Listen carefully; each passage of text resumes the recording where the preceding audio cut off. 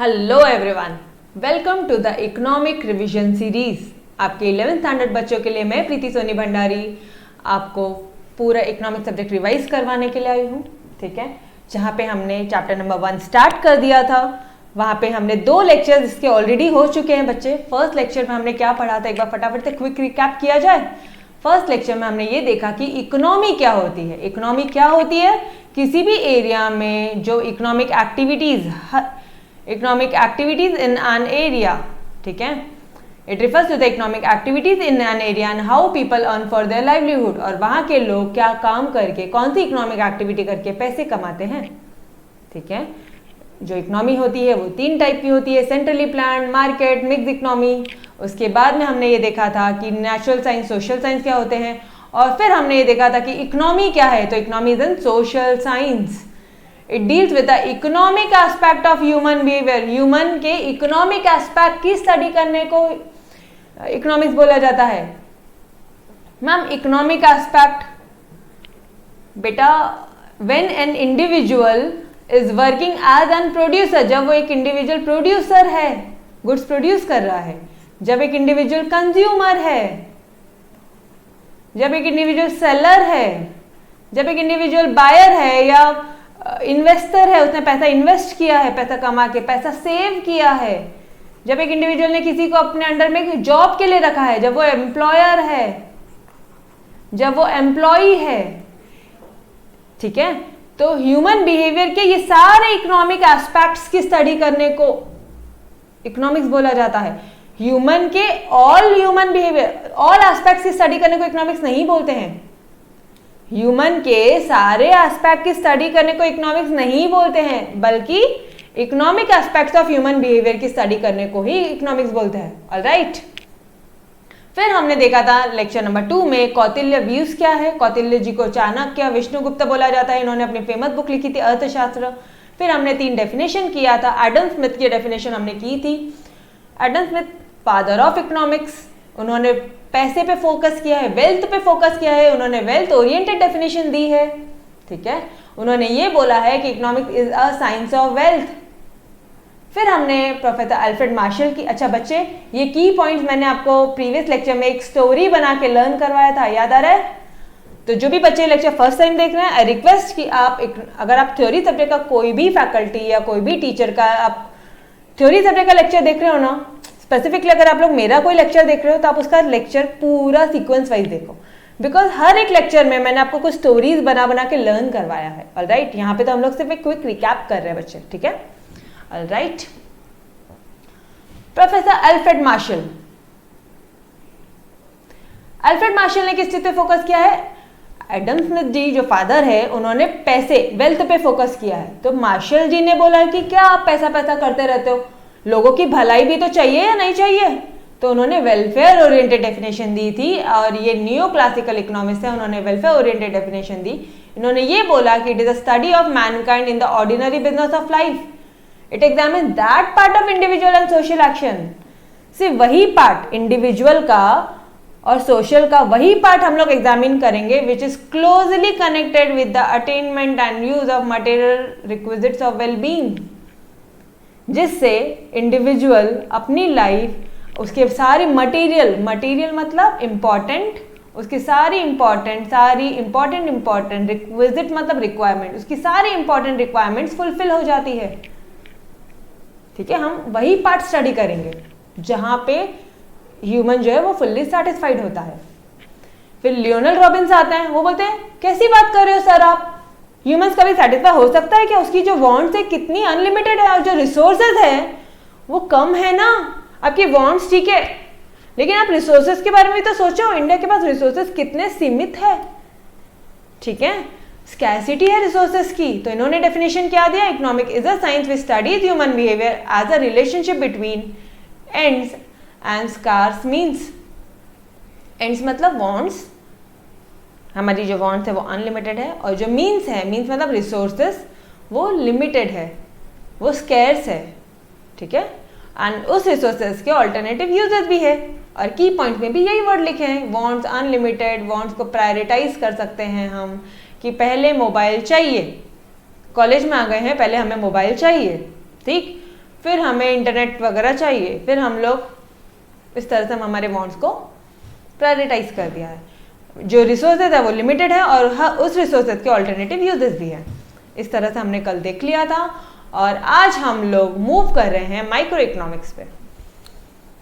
बच्चे आपको पता है माइक्रो इकोनॉमिक्स और मैक्रो इकोनॉमिक्स ये दोनों टर्म किसने पढ़ाया हमें? Norwegian economist Ragnar frisk. These terms were coined by the Norwegian economist Ragnar Frisk। 1933 में नॉर्वेजियन इकोनॉमिस्ट जो रैगनार फ्रिस्क थे, इन्होंने ये दो टर्म माइक्रो एंड मैक्रो को हमें बताया। इनको फर्स्ट नोबेल प्राइज दिया गया इकोनॉमिक्स का और इन्होंने हमें ये भी बताया है कि इंडिविजुअल प्रोड्यूसर की, इंडिविजुअल फर्म की स्टडी करने को माइक्रो बोला जाता है और पूरी इकोनॉमी एज एन होल की स्टडी करने को मैक्रो बोला जाता है। ठीक है, ऑलराइट, चलो ये हो गया इंट्रोडक्शन पैराग्राफ। अच्छा बच्चे, मैं यहाँ पे आपको एक चीज बता देती हूँ, अगर एग्जाम में माइक्रो इकोनॉमिक्स से रिलेटेड कोई भी क्वेश्चन आया, ठीक है, तो आप ये इंट्रोडक्शन पैराग्राफ लिख सकते हो। और मैक्रो से रिलेटेड आया मैम तो भी लिख सकते हो ना। देखो यहाँ पे रैगनार फ्रिस्क जो है इन्होंने मैक्रो भी तो बताया है और रैगनार फ्रिस्क ने माइक्रो भी बताया है। समझ में आ रहा है इंट्रोडक्शन कैसे लिखा जाता है? ठीक। Meaning, it deals with a small part of national economy. पूरे इंडिया की स्टडी नहीं, पूरे इंडिया में से सिर्फ और महाराष्ट्र स्टेट की स्टडी करने को हम लोग बोलेंगे micro. It deals with a small part of national economy. पूरे नेशन की इकोनॉमी का स्मॉल पार्ट की स्टडी करने को बोला जाता है micro economics. It studies the economic action and behaviour of individual units. Individual unit का इकोनॉमिक एक्शन एंड बिहेवियर, मतलब जब वो इंडिविजुअल प्रोड्यूसर है, जब वो इंडिविजुअल कंज्यूमर है, जब वो इंडिविजुअल सेलर है, बायर है, कंज्यूमर, प्रोड्यूसर, सेलर, बायर्स, और फिर आप बोल लीजिए इन्वेस्टर है, जब उन्होंने कुछ पैसा इन्वेस्ट किया है, जब उन्होंने कुछ पैसा सेव किया, तो उस इंडिविजुअल के हर वो इकोनॉमिक एक्शंस जो इन टर्म्स ऑफ मनी है उसकी स्टडी करने को हम लोग क्या बोलते हैं? Micro economics.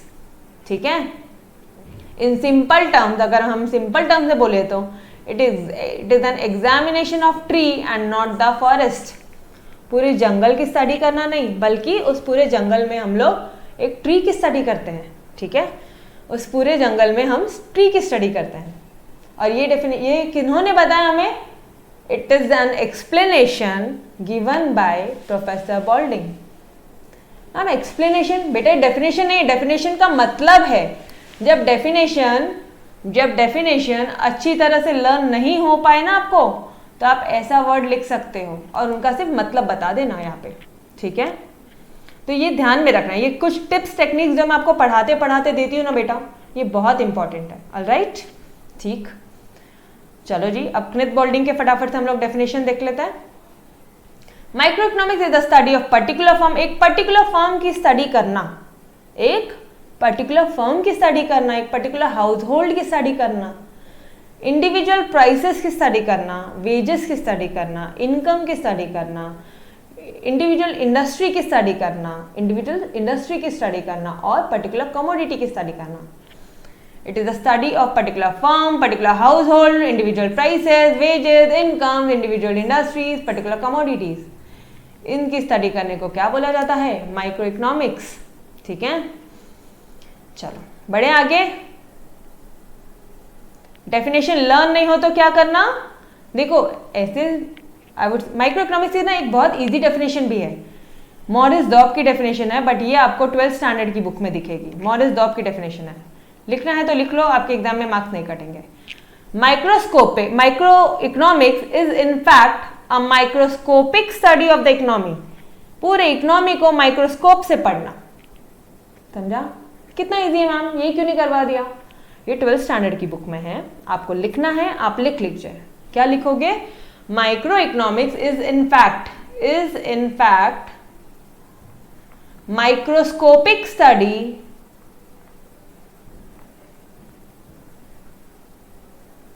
Of economy.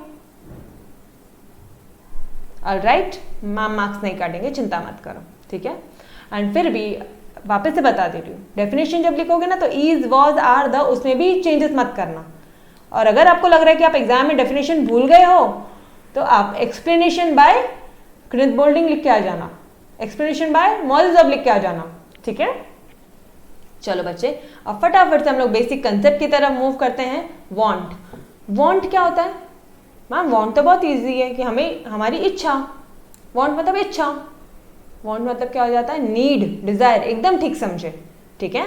In economics, अब इकोनॉमिक्स के कंटेंट में अगर मैं बोलूं तो वांट, अगर आप किसी चीज की वांट कर रहे हो, अगर आप मोबाइल फोन आपको चाहिए, मोबाइल फोन की इच्छा रखते हो, इसका मतलब आप कहीं ना कहीं ये फील कर रहे हो कि आपके पास मोबाइल फोन नहीं है, यस और नो, ठीक है। In economics want denotes a feeling of lack of satisfaction. This feeling enables the individual to satisfy his want, और ये फीलिंग के कारण इंडिविजुअल मोबाइल खरीदेगा क्योंकि उसको लैक ऑफ सेटिस्फैक्शन लग रहा है ना, मोबाइल फोन आने के बाद में ही सेटिस्फाइड होगा वो, तो मोबाइल फोन वो खरीदेगा, ठीक है। In economics want denotes feeling of lack of satisfaction, मेरे साथ साथ बोलना, and this feeling enable the individual to satisfy his want, ठीक है। अच्छा, कैरेक्टरिस्टिक क्या होती है वांट की? वांट अनलिमिटेड होते हैं, एक वांट खत्म हो गई तो दूसरी अराइज हो जाएगी। वांट्स रिकरिंग होते हैं, वांट्स बार बार होती है, जैसे वेकेशन चाहिए, छुट्टियां चाहिए, मैम आज भी छुट्टी दे दो ना, ठीक है। एज, वांट्स एज के हिसाब से, क्रोनोलॉजिकल ऑर्डर के हिसाब से बढ़ती जाती है, चेंज होती रहती है, ठीक है। Want differ as per their chronological age. जब हम लोग स्कूल में थे तब हम पायलट पेन वगैरह से लिखना पसंद करते थे, और जब हम कॉलेज में हैं तो हमें मोबाइल फोन चाहिए, ब्रांडेड चीजें चाहिए। बड़ी ना, वांट चेंज हुई ना, एज के हिसाब से वांट चेंज होती है, यस ट्रू। जेंडर के हिसाब से भी वांट चेंज होती है, बॉयज की अलग डिमांड होती है, अलग चीज़ों की डिमांड होती है, और गर्ल्स की अलग चीज़ों की डिमांड होती है। प्रेफरेंसेस, वांट्स प्रेफरेंस के हिसाब से बदलती है। अगर आप बॉयज़ को पबजी खेलना पसंद है तो गर्ल्स ये कैंडी क्रश वाला जो आपका गेम होता है वो खेलना उनको पसंद है, ठीक है। सीजन्स के हिसाब से वांट्स फर्क पड़ता है। समर सीजन में, गर्मियों के सीजन में एसी, कूलर, इन सारी चीज़ों की डिमांड आती है, ठीक है, ठीक है। एंड कल्चर, महाराष्ट्र स्टेट का कल्चर अलग है, वहाँ के ड्रेसिंग स्टाइल, वहाँ का फूड अलग है। गुजरात में जाओगे तो एकदम अलग है, राजस्थान में जाओगे तो टोटली डिफरेंट है, ठीक है। Culture influences wants and related to food, dressing styles etcetera, alright. तो क्या कैरेक्टरिस्टिक थी वांट्स की? हमने क्या क्या पढ़ा बच्चे? वांट्स की कैरेक्टरिस्टिक्स क्या थी? अनलिमिटेड, रिकरिंग, बार बार होती है, ठीक है। एज के हिसाब से चेंज होती है, जेंडर के हिसाब से चेंज होती है, प्रेफरेंस के हिसाब से चेंज होती है, कल्चर के हिसाब से चेंज होती है, एंड सीजन के हिसाब से चेंज होती है। हो गए 7 पॉइंट लर्न। वापस से, wants differ, wants are unlimited, recurring, age, gender, preference, बोलो, कल्चर, सीजन। हुआ? चलो 7 पॉइंट लर्न हो गए। अब आ जाते हैं हम लोग गुड्स एंड सर्विसेज। गुड्स क्या होता है मैम? अब हर वक्त हम लोग यही वर्ड यूज करते हैं, गुड्स, कमोडिटी, ये सारी चीजें एक है। तो गुड्स होता क्या है आखिर? गुड्स, अगर ये पेन है, अगर ये पेन से मैं लिख सकती हूँ, ठीक है, तो पेन मेरी वांट सेटिस्फाई करता है, alright. Anything that satisfy human want वो गुड है बेटा। Anything which satisfies human want and having material existence, और उनका क्या है? मटेरियल एग्जिस्टेंस है, उसे हम लोग क्या बोलेंगे? गुड। सर्विसेज, एनीथिंग, सर्विसेज भी सेटिस्फाई करती है human wants, services also satisfy human want, but they do not have material existence. क्या मैं आज आपको पढ़ा रही हूँ, आप मेरी जो टीचिंग सर्विस जो मैं यहाँ पे आपको दे रही हूँ, क्या आप उसे छू सकते हो, देख सकते हो कि यहां से यहां तक टीचिंग सर्विस जा रही है, ठीक है। एक ही डिफरेंस है गुड्स और सर्विस में, गुड्स का मटेरियल एग्जिस्टेंस है और सर्विस का मटेरियल एग्जिस्टेंस नहीं है। एग्जाम्पल भी वही है, सर्विस बाय अ टीचर, ठीक है, ऑलराइट। थर्ड पॉइंट हमारा आता है यूटिलिटी। यूटिलिटी माइक्रो इकोनॉमिक्स का मेन कंसेप्ट। आप लोग जब 12th स्टैंडर्ड में जाओगे ना तो यूटिलिटी करके एक अलग से चैप्टर है, ठीक है, चैप्टर नंबर 2 है यूटिलिटी का 12th स्टैंडर्ड में, ऑलराइट। यूटिलिटी मतलब क्या होता है? ध्यान से सुनना, 12th स्टैंडर्ड में अलग से चैप्टर है. It is the capacity of a commodity. Capacity of, ये कमोडिटी है, ये गुड है, अभी तो सेटिस्फाई हो गए. अभी जस्ट बताया मैंने गुड्स क्या होता है. गुड जिसका मटेरियल एग्जिस्टेंस है और वो जो मेरे वांट सेटिस्फाई कर सकता है, ये हो गया गुड. ठीक है. यूटिलिटी क्या होती है? ये कमोडिटी है. It is the capacity of a commodity to satisfy human want. It is the capacity of a commodity to satisfy human want. और want satisfying power of a commodity. ठीक है. और want satisfying power of a commodity. ठीक है. Same मतलब है, दोनों line same है. बट मैम एग्जाम में लर्न कैसे होगी? देखो, लर्न करने के लिए ना बस कुछ नहीं बच्चे, छोटा सा ट्रिक है बस यहाँ पे, आप अपने आप आपको ध्यान में आएगा. It is the capacity of a commodity to satisfy human want. ठीक है. और फर्स्ट लाइन में कमोडिटी पहले था एंड सेकेंड लाइन में कमोडिटी थोड़ा लास्ट में. वापस से मेरे साथ में बोलो. It is the capacity of a commodity to satisfy human wants. Want पे एंड हो गए हो आप, वांट से शुरू करो. It is the want satisfying power of a commodity. हुआ लर्न? ऑलराइट. चलो, बस ये कुछ ट्रिक, सिंपल सिंपल टेक्निक्स होती है बच्चे पढ़ाने की, इसलिए बोलती हूँ लेक्चर देख रहे हो तो पूरा देखना. ठीक है. चलो, फोर्थ पॉइंट और आज का लास्ट टॉपिक जो हम लोग आज डिस्कस करने वाले हैं वो है value. Value. There are two approaches. Value has two approaches in economics. ठीक है. इकोनॉमिक्स में वैल्यू के दो अप्रोचेस है. एक है वैल्यू इन यूज, दूसरा है value in exchange. Value in use, value in exchange. Value in use क्या होता है? Value in use, it is the worth of a commodity. ठीक है. वैल्यू इन यूज मतलब उस कमोडिटी को यूज करके हमें कितना वर्थ हो रहा है. It is the worth of a commodity. It is the usefulness of a commodity. For example आप सनशाइन देख लो, ऑक्सीजन देख लो, कितना ज्यादा वैल्यू है. मैम मोबाइल फोन का भी तो वैल्यू है. आपको तो आपके मतलब की चीजें ही दिखेगी ना. चलो ठीक है, लो आ जाओ. Mobile phone. ठीक है. It refers to the worth of a commodity. ठीक है. इसका वर्थ कितना है, इसका यूजफुलनेस कितना है, यहां तक ठीक है. अब आगे जाओ. Example sunshine and oxygen is freely available, that is free goods, but have high value in use. मुझे बताओ मोबाइल फोन का बहुत हाई है क्या वैल्यू इन यूज? अब हाँ मत बोलना, सनशाइन एंड ऑक्सीजन के कंपेयर में बोलो. Does it have high value in use? No.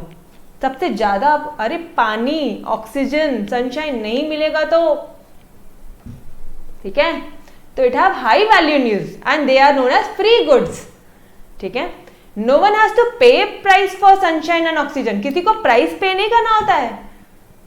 Sunshine और ऑक्सीजन के लिए हमें प्राइस पे नहीं करना होता है, but it has immense worth. It has immense worth for life. उसका बहुत इंपॉर्टेंस होता है हमारे लाइफ के लिए, हमारी जिंदगी में उसका बहुत ज्यादा इंपॉर्टेंस है. It has immense worth for life. ठीक है. क्या लाइन बोलेंगे? नो वन हैज टू पे price for it, but it has immense worth for life. ठीक है. वैल्यू इन एक्सचेंज क्या होता है? Value in exchange, exchange ma'am कुछ गुड्स देना, एक्सचेंज करना. जैसे हम तू मेरा पेन ले ले, मैं तेरा पेन ले लेता हूं, ऐसा कुछ एक्सचेंज, ऐसा कुछ. सही डायरेक्शन में जा रहे हो, बट एक्सचेंज मनी के टर्म्स में होता है. ठीक है. आप एक गुड्स खरीदते हो तो आप उसके बदले में प्राइस पे करते हो. ठीक है. When worth of a commodity और service is expressed in terms of money. When worth of a commodity, इस मोबाइल फोन का worth is expressed in terms of money, is known as value in exchange. आपने पैसे दिए और आपने mobile phone खरीदा. Good और service which command a price is determined is termed as economic good. और इसको कौन सा गुड्स बोलेंगे हम लोग? ऐसे गुड्स जिसको हम प्राइस के बदले में एक्सचेंज कर सकते हैं, उस गुड्स को हम बोलेंगे economic good. For example TV, car, mobile phone etcetera. Mobile phone तो मैम अभी वही एग्जाम्पल ही दिखेगा हमें तो, है ना. मम्मी पापा दिला नहीं रहे हैं मोबाइल फोन. चलो आ जाओ. And last one is your water diamond paradox. Water diamond paradox of values. बेटा दिस इज इंपॉर्टेंट, ठीक है, ये इस पे आपको शॉर्ट नोट्स वगैरह मोस्टली पूछता है। अच्छा, वैल्यू पे क्वेश्चन आया, सिर्फ वैल्यू पे आया, तो value in use, value in exchange and water diamond paradox of values, ये तीनों लिखना, ठीक है। ओके मैम, चलो वाटर डायमंड पैराडॉक्स वैल्यूज मतलब अरे नाम में ही लिखा है। अब मुझे एक बात बताओ, अभी मैंने आपको कौन से 2 टर्म बताए, वैल्यू इन यूज क्या होता है, वैल्यू इन एक्सचेंज क्या होता है, यही समझाया। यूज जिसका बहुत ज्यादा यूज है, they have high value in use, और एक्सचेंज जिसको मनी के टर्म्स में एक्सचेंज कर सकते हैं। ऑलराइट, तो मेरे को बताओ वाटर का क्या है, water ma'am water freely available है, ठीक है, they have high value in use, लेकिन आप वाटर जब आप खरीदते भी हो तो आप उसका एक्सचेंज वैल्यू बहुत कम देते हो, बहुत कम प्राइस पे करते हो यार, उसका यूज तो उससे भी ज्यादा है। आप 20 रुपीज की बॉटल खरीदते हो बट उसका यूज बहुत ज्यादा है, हम इमेजिन भी नहीं कर सकते, ठीक है। तो some commodities due to its abundance, क्योंकि वो अबंडेंट है, बहुत ज्यादा है, they have high value in use what. अच्छा एक मिनट वापस से देखते हैं, यहां से पहले ये पढ़ो, water, water have high value in use, यहाँ ये तो अग्री करते हो, वाटर का बहुत ज्यादा यूज है मैम, एक दिन भी नहीं चलेगा हमारा तो, but have low exchange value, but क्या आप उसके कंपेयर में प्राइस पे करते हो क्या, नहीं, तो it has low exchange value, समझा। फॉर एग्जाम्पल वाटर, अब क्यों इतना हाई वैल्यू इन यूज है और एक्सचेंज वैल्यू इतना कम क्यों है, प्राइस इतनी कम क्यों पे कर रहे हो, क्योंकि वाटर बहुत ज्यादा है, अबंडेंट है, समझा। अभी इतना लो एक्सचेंज वैल्यू क्यों पे कर रहे हो आप, क्योंकि वाटर अबंडेंस में है, समझ में आ रहा है। Yes ma'am, right.